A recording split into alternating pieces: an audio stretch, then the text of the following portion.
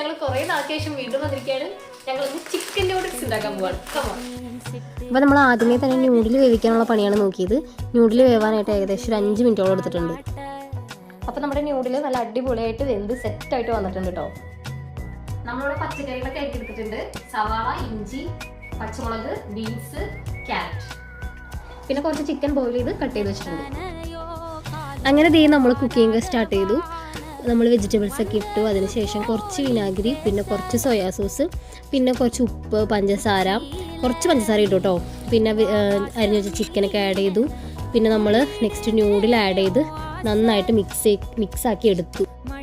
അങ്ങനെ അവസാനം നമ്മുടെ ന്യൂഡിൽ ഇതുപോലെ സെറ്റായിട്ട് വന്നിട്ടുണ്ട്.